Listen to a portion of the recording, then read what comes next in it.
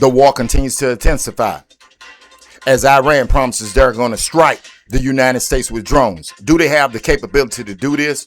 Plus, the ships in the Strait of Hormuz, President Trump said they should go ahead and try to go through, brave it up, but the ships are under attack.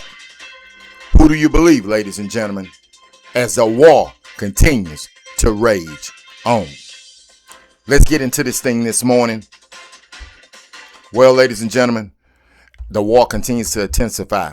Well, first off, the most important thing is the Strait of Hormuz. Once again, as I continue to report out to you, now the ships that are trying to get through there, they're under attack. They are under attack. And President Trump said he was going to have some ships, our Navy ships, help escort people through. But no, ladies and gentlemen, these ships are under attack. And they're going to take the economy of the world, the fuel economy of the world. They're going to take it down. They refuse to stop. They refuse to give in to anything that we're saying, anything our demands, and they promise us that they're going to do everything they can to cripple the American public.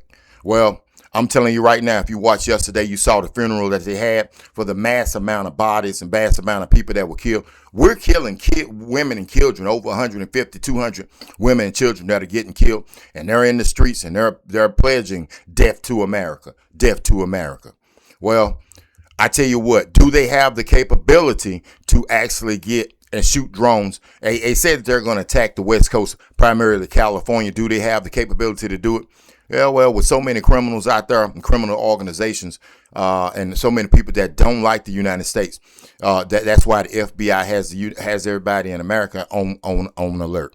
So when the FBI steps in and says we need to be on high alert, we definitely need to be on high alert. Things are already out of control. Once again, gas prices are rising. Now, at first, the price of oil, it fluctuated back and forth. Now, they're saying that it's going to go up to over $200 a barrel. You know what that's going to mean for us, the American public. And once they shut down the Strait of Hormuz like they're doing, as I continue to tell you, this is bigger than what most people out there are even paying any attention to. It's day 12 of a war that was supposed to go on for just a couple of days.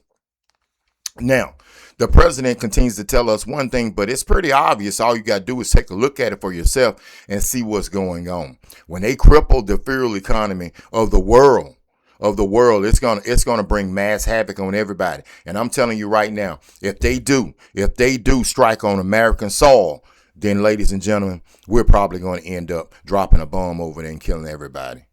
And that's it's not a good thing, man. It's definitely not going to be a good thing when that happens. But I'm telling you right now, and they like to strike at night. They like to strike at night so they can't be seen. This is one of those situations where American people and American public needs to be on high alert. Because if the FBI, once again, if the FBI comes out and says that we should be on high alert, man, you already know what's about to go down. You know what's about to transpire. Because most Americans, let's be honest, most Americans really aren't paying the war any attention. They aren't paying the war any attention. Even when they go to the gas pump, some of them still aren't paying any attention to what's going to go on. But I'm telling you right now, if they do strike on American soil, it's going to create mass havoc. Donald Trump and his presidency. How's this rating right now? Amongst most American people, man, they're not happy with the fact that we're at war. But this right here is just another sign of how things are going to be, how things are going to be moving forward. This war is something that, once again, none of us asked for, and now it's going to be on our own front door. There's no telling what they're going to do. If they actually got drones and they can hit California, there are so many Iranian cells, they probably have planted inside of the United States. Man, it could be at any moment, man. It could create mass havoc. And if they do that, just remember back to 9/11, man, how much mass havoc it created in 9/11. Can you just imagine? And we were not at war. So just imagine if they actually start dropping bombs or using those drones to drop bombs on American soil, man, the public is going to go crazy. The public is going to go crazy. So these stories right here are stories that we need to pay attention to. we definitely need to pay attention to. So as we move forward in the show, I need you to hit the like and subscribe button. Hit the like and subscribe button. We also saw Bam Adebayo. Let's take a turn. We saw Bam Adebayo for the Miami Heat score, 89 points in an NBA basketball game. But that isn't the first thing that caught my attention when he scored 89 points. The first thing that caught my attention was the fact that a couple of days ago, you had some people like Rich Paul and all of them saying Michael Jordan couldn't average 40 points. Well, I'm here to tell you, if Bam Adebayo got 89, you already know what would happen if MJ was playing. You already know what would happen. But congratulations goes out to that young man breaking Kobe Bryant's record and becoming the second most points scored right behind the great Wilt Chamberlain. So he's in some great company. He's definitely in some great company. The NBA, from the looks of it, it looked like Shai Gilgeous-Alexander and the Oklahoma City Thunder, they're on the verge of repeating. Did you see the shot that he made the other night? After Jokic, the Joker, as I call him, the Joker, came down and got the game tied up, and he came down and he shot a heck of a 3-point shot. This young man is proving that he's putting himself in a different category than everybody else that's in the NBA.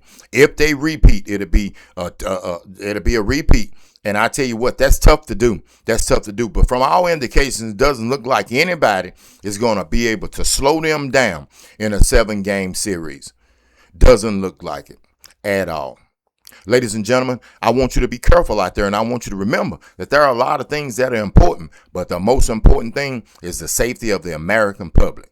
I want you to take a few minutes, and I want you to think about all the women and the children and the lives that are being lost over there as we drop bombs on them for war. What are we fighting for? So I don't know if we're going to ever get out of this thing. I don't know if it's ever going to be resolved. But right now, they're promising us that they're going to be attacking us on American soil. So as you drive into work today, I want you to think to yourself, if a bomb, if one of those drones drops a bomb, what are you going to do? Are you going to be able to get to the school and get your kids?